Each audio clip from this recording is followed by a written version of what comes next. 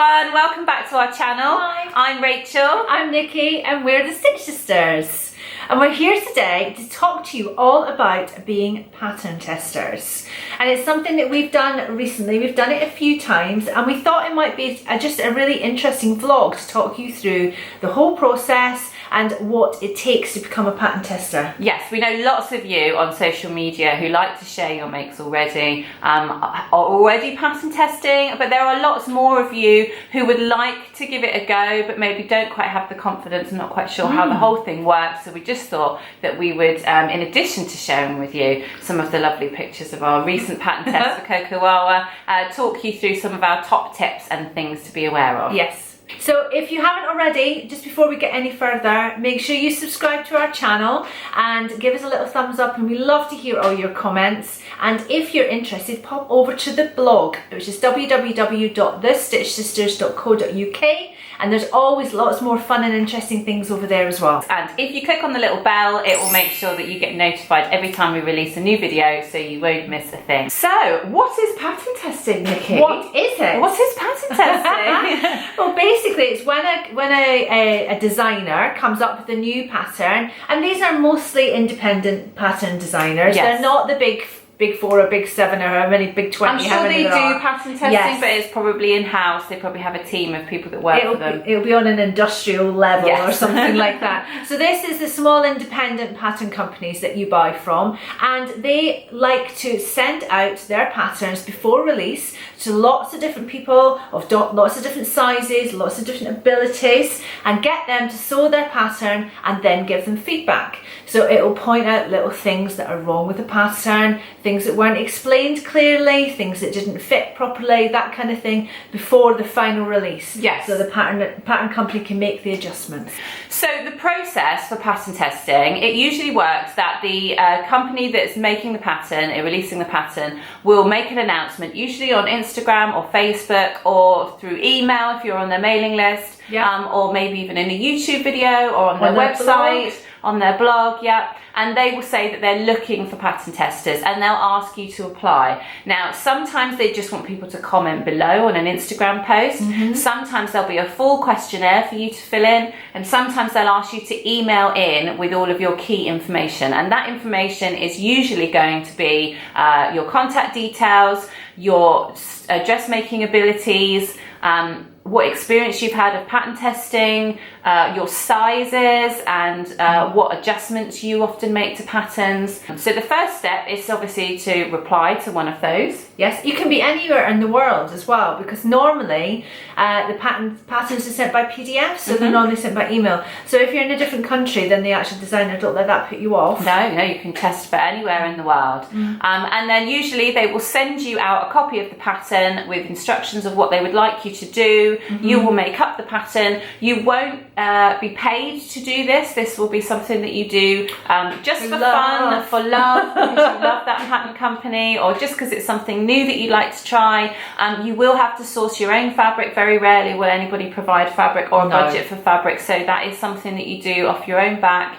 And then you'll have a set amount of time in which to make up that pattern and to report your feedback. So to make it easier for you, what we thought we'd do is we would just put together some of our top tips for pattern testing. Tip number 1 is about making sure you've got enough time to do the pattern test. So what you need to do is make sure that you check when the date is, the final date for it to be in by, and make sure you've got enough time in your schedule to do that.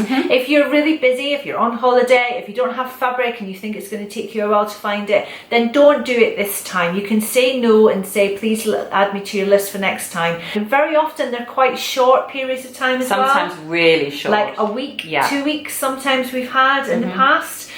So it's just bear that in mind. It can sometimes be quite a tight schedule. Number 2 is don't assume that you're not suitable. So don't think that maybe you haven't got enough experience, or your aesthetic isn't quite what they're looking for, because what they're actually looking for is people of all different sizes, all different shapes, and all different abilities, so that they can test it with the widest range of people. Absolutely. Also, don't be put off if you don't get picked, because it may be just that they had enough people in that criteria to fill the slots. And what they were looking for was people with slightly different measurements to you, or people that maybe had less experience than you, so that they could make sure that they were getting as wide a result as possible. The next tip is about choosing your fabric wisely. So use your stash if you can, then it doesn't cost you anything, and just go with the pattern company's recommendations as to what fabrics you need.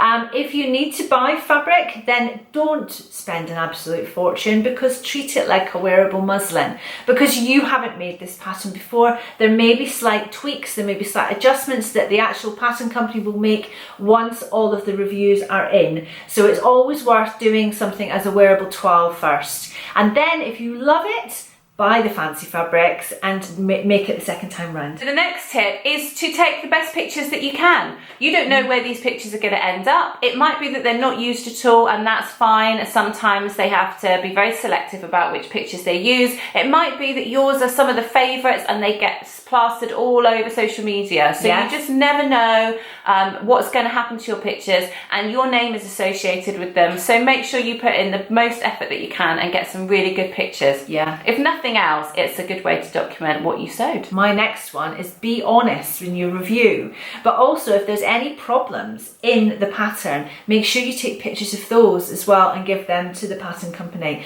so that they can see what's gone wrong. So just be honest in your review. What they don't want is you telling them how wonderful they are. They want to hear what's wrong with the pattern. So be as honest as you can. If you love it, tell them that's fantastic, but if there's something wrong, don't keep it to yourself, share it with them. The next tip is to make sure, and we probably don't even need to tell you this, but make sure you honour your commitment. When they select pattern testers, there's only a certain number of people that they're picking, and that's for a reason.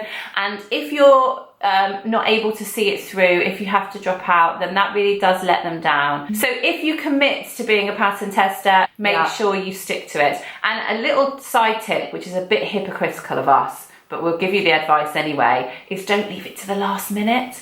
We're always doing that because we've got so much else on, and it would be so much less stressful if we actually gave ourselves plenty of time to sew it in instead of rushing to do it at the last minute.